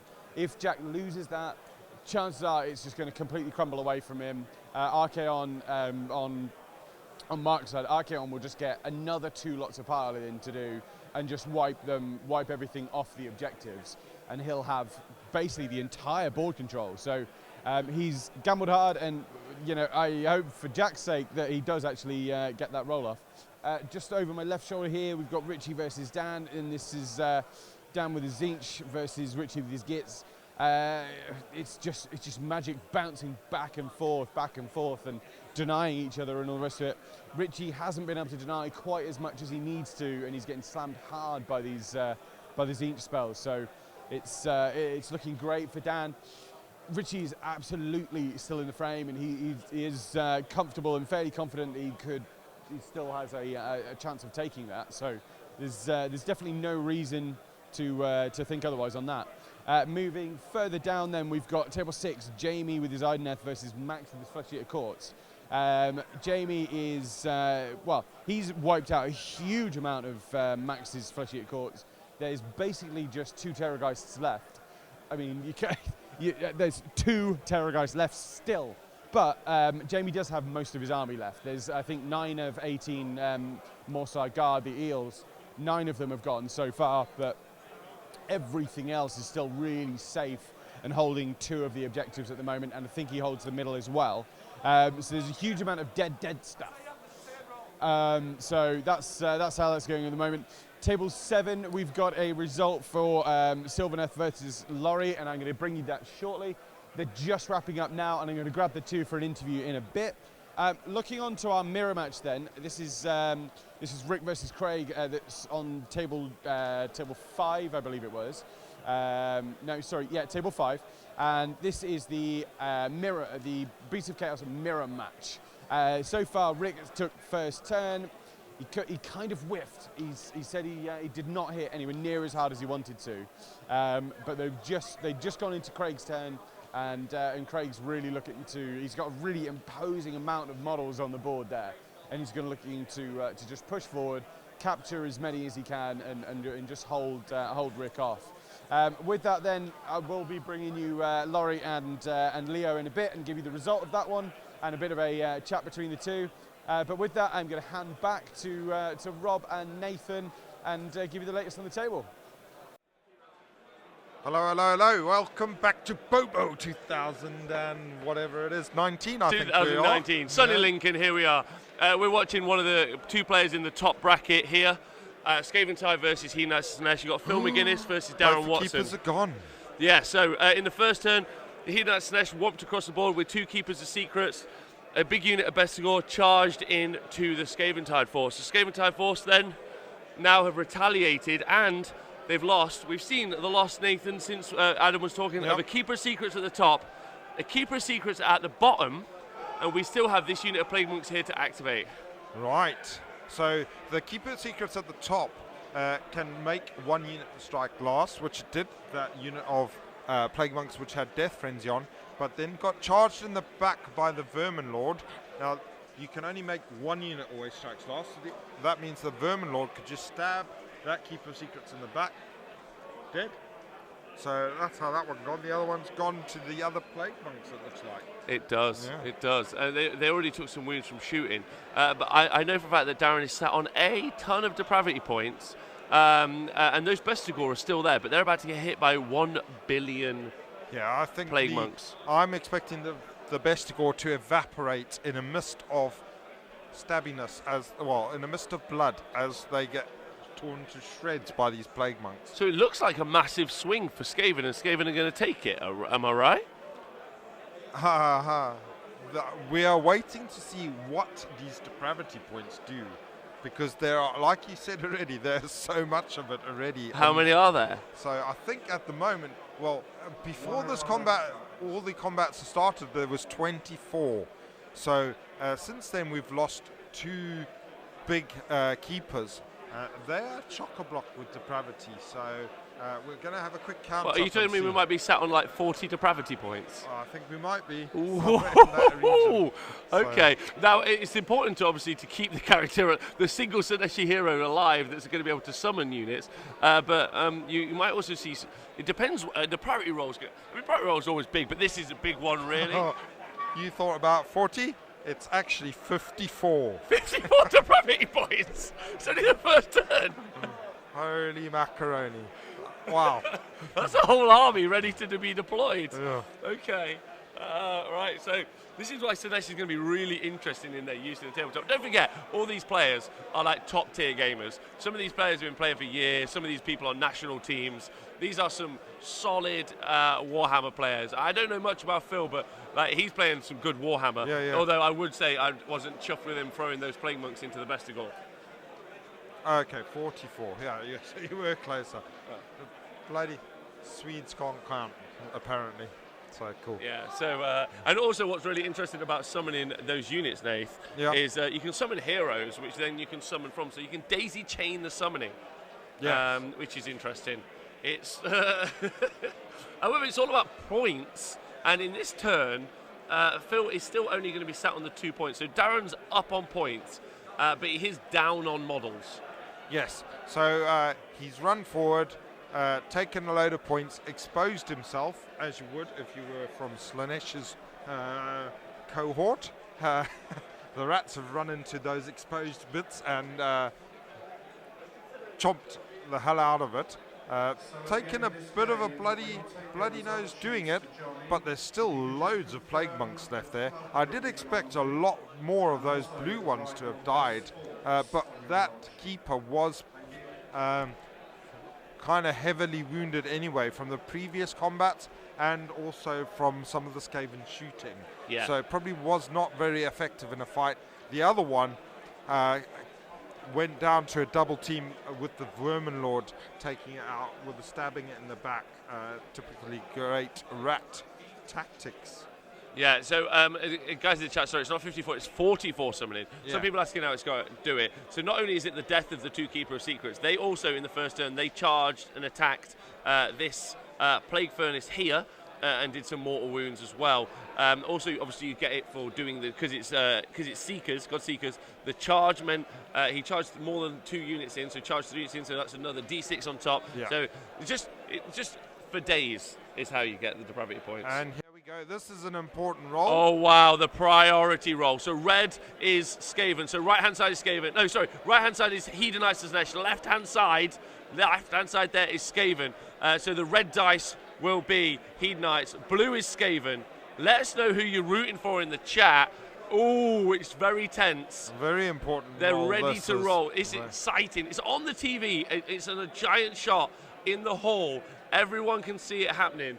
It's really good. Come on, guys. Stop drawing it out. Roll no, the they're drawing it out. dice. They like it. Roll the dice. Roll the dice. Roll the dice. Here we go. Here we go. Oh, 1, 2. Oh, he's got to look at the joy on his face. Oh, Darren. Oh, so it's gone to Skaven. Yeah. That's a much easier way of finding out. Yeah. Oh, man. That has put the Skaven well and truly in a great commanding position. They need to get across there and get stuck into those Hedonite heroes so that all of the depravity points will matter for nothing, because without the heroes you cannot summon. But the heroes are fairly far away. Where is the Bray Shaman hero? That's exciting, because he's the only one that matters now. The Bray Shaman hero lives, he can use the depravity points. Bray Shaman hero dies, the depravity points are for naught. So I think there's a model just behind the vein. We're going to get it pointed out by our table boss. So that is the model. Yes. Everyone's pointed at it. The most hated. Target priority number 1. Yeah. He is, in the immortal words of my good friend Nathan, potentially fucked. Yeah. So the Skaven player is aware of it and has asked the question, who can use those depravity points? And that has just put a red dot in between the eyes of that Bray Shaman. All the Skaven lasers. Yeah. So there's literally one character. What? So here we go. Look what's been taken off. The pylons of the vortex have been removed. Oh, they've been unbound. And here they come again. Are they going to be cast? Oh no! They're going back on. Here they come. He's trying to abide it. That looks high. Oh, that's he a stopped double it. six. Oh, That's he a double six. he Oh, stopped it. It's not man. gone off. Oh, that would have hurt like mothery. Oh, because he could have wrapped that up with a vortex. Dance that one away. That is solid. Wow. That is skipping it. Yeah. So that was 3 dice from the Gracia. If you can't be good, Oh, Nathan. man. Nathan, if you can't be good, Yeah. Be lucky. Roll 2 6s. yeah. That's brilliant. And we've seen him do a little dance on the stage there. He was very happy. I've got an instant headache watching that. Motherfuckers. That was really, really fun. So there you go. You're going to see some. We'll find out what else is happening now. So Hero Face for Skaven. Yeah, so they've still got some spells. That didn't look like a great cast. They're going to clean up. They're going to clean up on objectives this turn. Yeah, they're going to get into the centre. They're going to get onto those flanks. So they're going to score big. The big question is, and really this is the game-deciding element, is that Bray Shaman hidden right here. I'm just going to draw it on the screen. Yeah, this is the game right now. If the Skaven can't kill it, there's going to basically be from this single model an entire Slaaneshi army. So we'll be measuring it to see if it's even possible. Yeah. That's the game. Can I kill it? Can I not? Well, yeah. That's an instantaneous win for the Skaven, I would have thought. And look how fast the Vermin Lord is. He's going right in there. He's gonna help himself to a load of Shaman, isn't he? Oh. So it's not looking good. I would say. Question is, can the Warp Lightning Cannon see it? I don't think it's in range. No. But really, you'd back a Vermin Lord to kill a Shaman. And then, even if he doesn't, he's still got his 2 big threats there. The Plague Monks. He will have board control, but going in there and taking out that Shaman will just make it virtually impossible, I think, for Darren, don't you think? Yeah, I think so. I It'll actually just be Kyrus and a few Ungors. Yeah, I think it'll be virtually impossible. I think that's the game right there. But if that Bray Shaman does stay alive, that is going to mean a continued game. Yes. It's going to be really interesting. Talking about interesting, you have two amazing people about to be talked to. You have an amazingly good Sylvaneth player and some fella who plays Khorne. So right now with Mr. Chucklebuty. Thank you. So I promised you the result of the Laurie versus his Sylvaneth army. So this is Leo. So Laurie, as we know, famously brings Sylvaneth to most tournaments. Does really quite well with them, right? And you bind them off because you're like, screw them, they're shit. I'm not bringing them. Not good enough anymore. And then we get all the way to game 5, and you're up against Sylvaneth. Indeed. So just take us very quickly through your list. Cool. So I play Dreadwood. So most Sylvaneth players bring Winterleaf, which is us Dryad spam. So I play Dreadwood, which is Alariel, 2 branch rates, Drycha with the anti-horde, 10 Dryads, 4 units of 5 spites, and 6 kernels with sides. The idea with it is that if your opponent doesn't know what's coming, you can just alpha them off turn 1. Every opponent this weekend knew that it was coming, so I couldn't alpha anybody off. So it's been basically playing like you have a Winterleaf without the Dryads, but with a bit of hidden power. Because it has a pre-game teleporting and so on, so you can alpha sort really powerful. Played Laurie, he put really defensive line. We'll come back to how the game goes. I have spent all of my time saying that Dreadwood is shit. Like every single, this is what I say, Dreadwood is shit. Like it's what I'm known for, Dreadwood is shit. Yeah, it's fine. Oh, this is killing you, right? I'm close to tears. That's it. Had a breakdown on camera. It's fine. It's all right. So if you can't tell already, Laurie did lose to Sylvaneth. So we've got Sylvaneth has gone 4-0, which is 5-0. 5-0. I didn't realise this. Yeah, 5-0. Wow. Okay. Yeah. I'm such a tunnel vision, so I can't do any secondaries to save my life. But 4 secondaries, but 5 wins. Wow. So, how's that Sylvaneth book looking now? Yeah, I hate Warhammer. I don't know. Archaon can fuck off. And Leo played it really well. That's being gracious, right? That's what counts. Being gracious, yeah. Leo played it really well, and It was one of those ones where both of our first turns were really terrible. Both of our dice really spiked terribly, and then he won the priority, and then his dice returned to him. He did something like 25 wounds to Archaon. Yeah, which is just a lot. But ultimately, he just, shut up, Rob. So we've got Rob celebrating the 5-0 Sylvaneth victory. So that's great. So how are you feeling then? Potential podium for you then? Unlikely, unfortunately, I think, because there's so many players. There's going to be like 6 5-0s, I think, and because I only have 4 secondaries, so I'm obviously hoping for it. But I'm just putting down my expectations, so I'm just be positively pleased. But I'm still like, even top 5 in such a massive tournament is obviously huge for Sylvaneth. With all this Skaven, all this Crystal Gore, everything here. No, Sylvaneth. And so how long have you been playing Sylvaneth then? Since AOS 2 came out, so I've basically only played Dreadwood since then with a couple of fun turns with Ironjaws.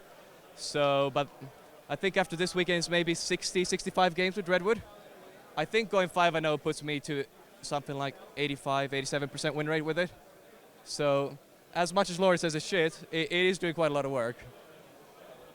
It is shit. It's shit, but it smashed you off the board. But I'm shit. I mean, that's all that means. I'm shit as well. That's all that confirms. Yeah. No, not at all. I think we all know that Laurie is a good player, and it'll be really nice to see you back with Sylvaneth next time we see you. So you can take my list anytime. There you go. So Laurie's going to be borrowing a list for the next tournament. But that's it. Thank you. We'll go back to Rob and Nathan now. So that was those awesome. Three are great guys. Yeah. Great guys. Wow. Great guys. Great. Yeah, absolutely. I'm so happy we've seen the Dreadwood do its work before the new book comes out. Yeah. Its final run, just settling on that 5-0 and being like, love I was how here. He said, the Dreadwood, you take it for the alpha, but if your opponent sees it coming, then you can't really use it. And then all 5 of his opponents saw it coming, so he wasn't able to alpha the whole tournament. So playing backwards with the Dreadwood, well done. Oh, we've seen the handshake on the tabletop. I'm not sure why we saw it. So that'll be the Shaman has disappeared from behind the vein. Without the Shaman, not enough. So the answer is, if you've got 44 depravity points, they're useless unless you've got somebody that can use them. If you're going to do a DP, you need to do it with somebody else. Doing it on your own just not doesn't good work enough. out. No. Well, he did send 2 in. Yeah. He did send 2 in. But you're right, not having the DP. So why we... There we go, and that's why it's shaped in that special shape, that vein.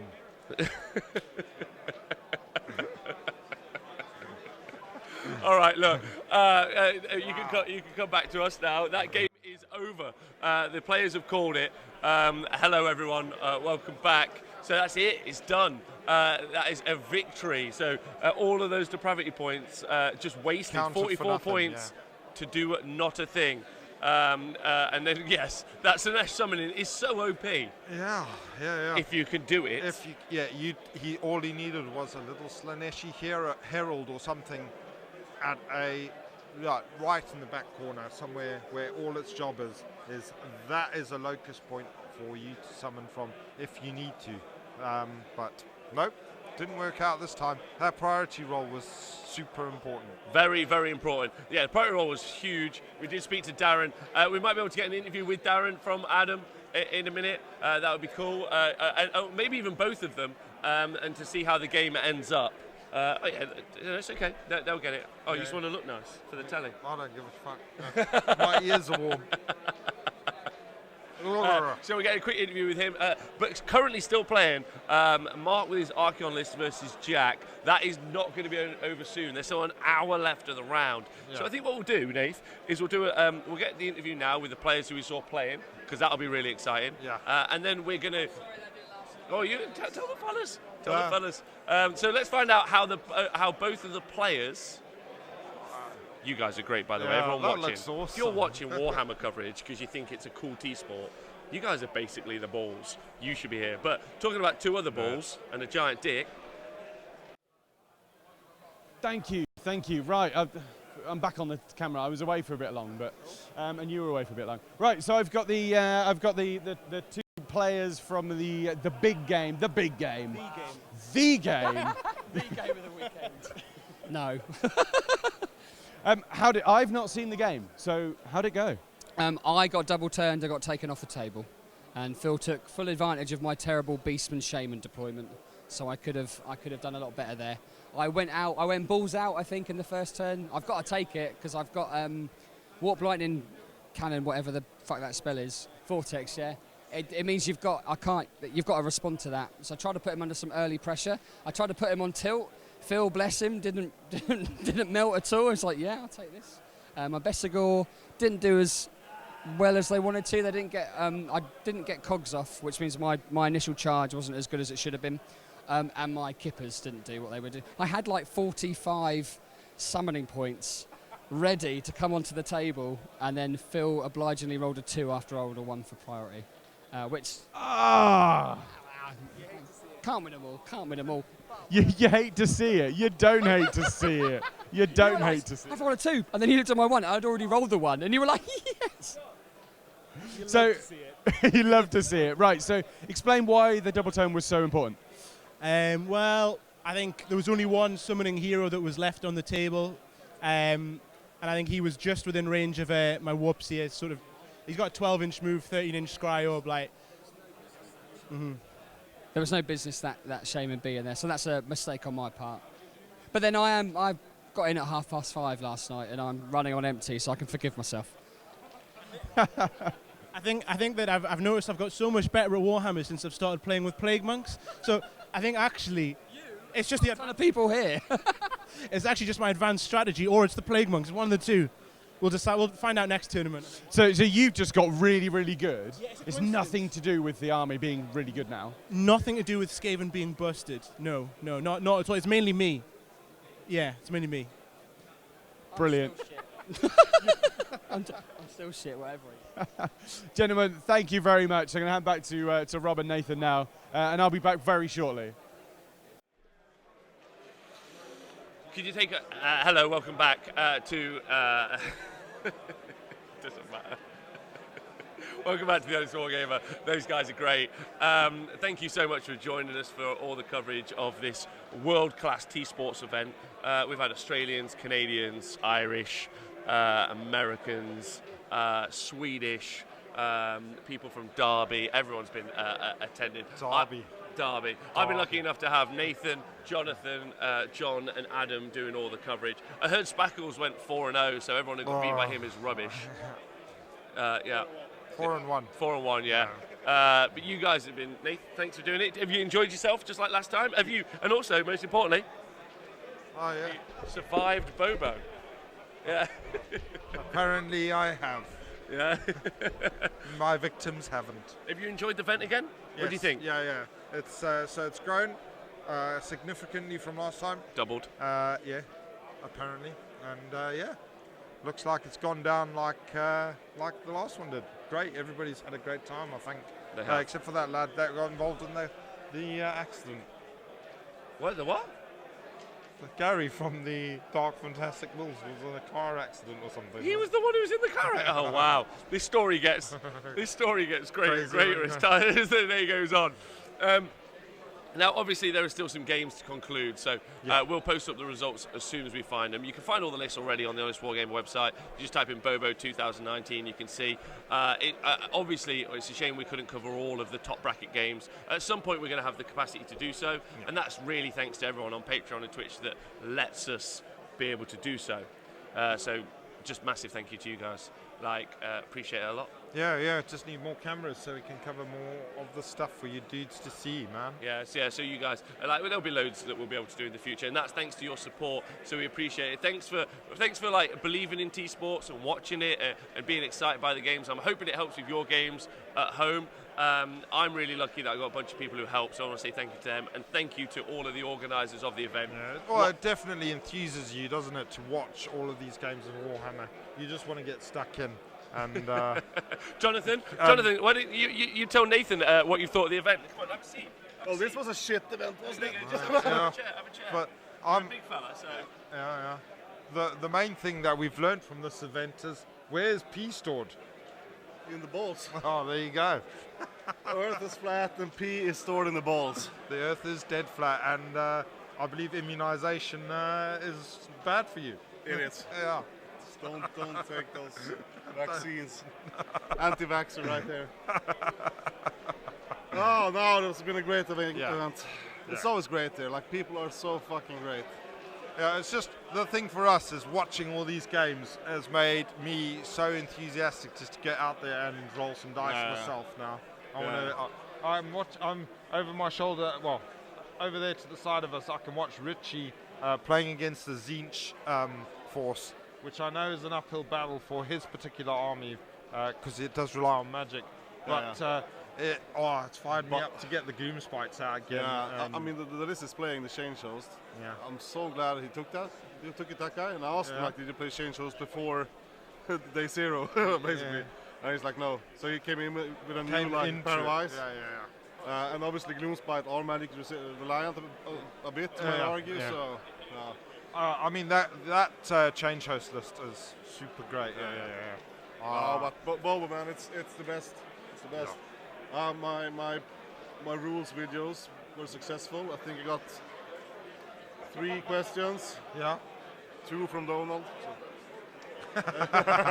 Yeah, I've only had to field 1 question, I think, this tournament. So that's pretty sweet. People sort themselves out, right? Yeah. Most of the time, people will make their own rules up. So it looks like we've got Adam going to have a word with a celebrity. A celebrity, somebody that you probably see on the stage or might guide you around the stage or something. Who knows what the fuck he does. Anyway, crossing over to Adam and his mate. That's right. So I'm here with Adam Kunis, and Adam, you've had a good weekend.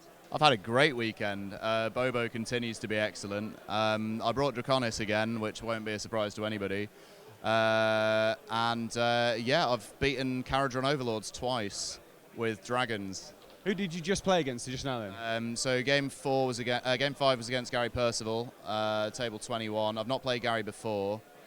He gave me my chocolate gold at the start. So he's bought my sports vote, actually. He has bought your spot. Are you going to give him your sports votes? I already have. I've handed it in. Yeah. I mean, he was an amazing sport. So turn 1, Gary comes in, all guns blazing. He outdrops me by about a week.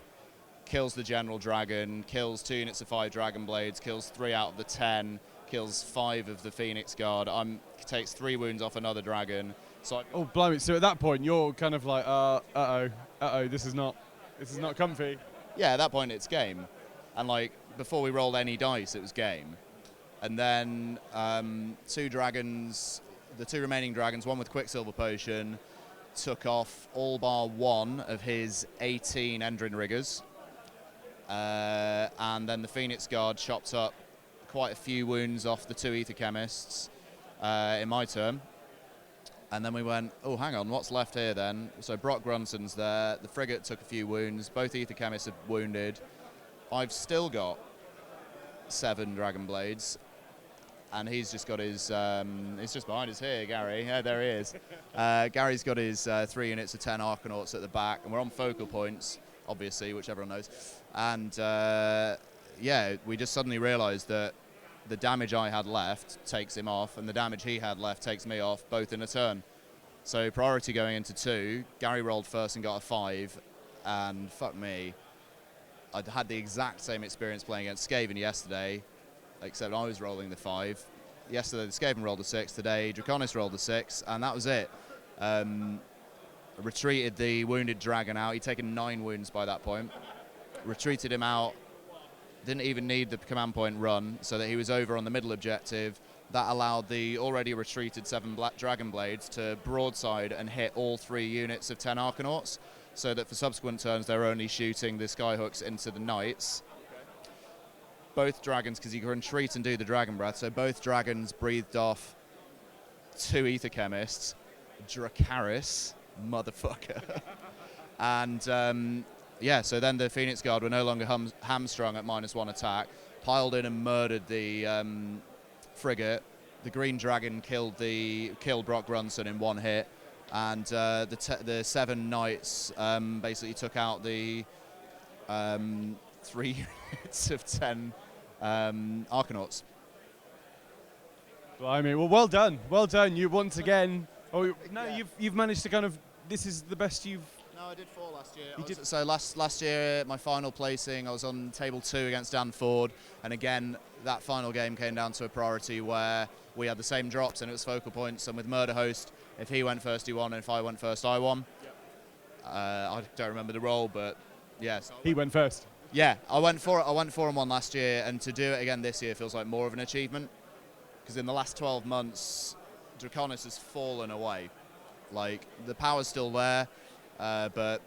Well, I think it's more the tide's risen around them, right? They've kind of stayed as useful as they always have been, but you've got all of the other crap that's come in that's just kind of torn it all up, right? Yeah, and I've not had an easy run in this weekend. I had Iron Jaws first against Shame, which is a good matchup for me. Then Caradron, but on a scenario where he only had one guy, so I got lucky to score it on 3 places of power. Then Skaven, and fuck Skaven. Like, just fuck. They were my first army when I was 7, but fuck them so hard. The points are bonkers. I love what they do. They're cool. The points are bonkers for what they can do with it. But you lost to this. Is this the one last game? I lost, and it was insane. But again, the double turn on. If I'd won that priority, I'd have won that game.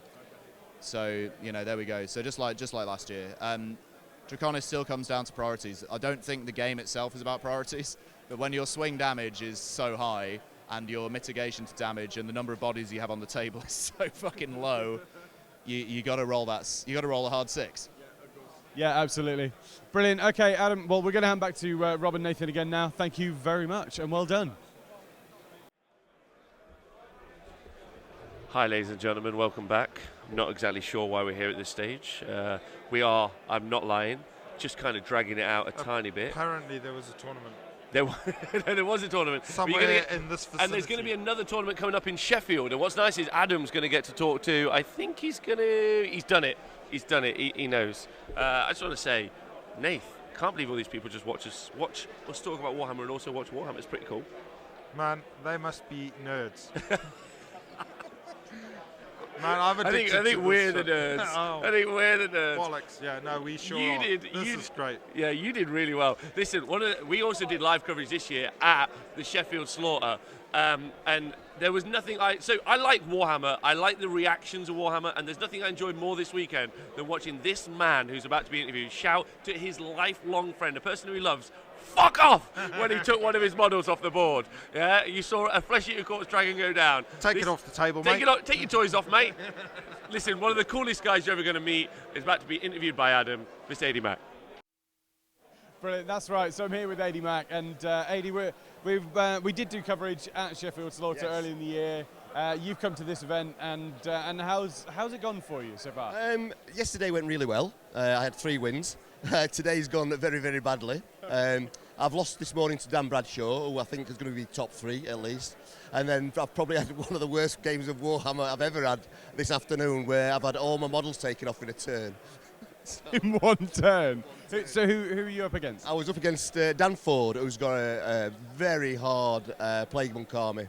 That when you kill it, it kills you again. So I got 2 units of 35 Marauders that are -2 to hit, and he wiped them out.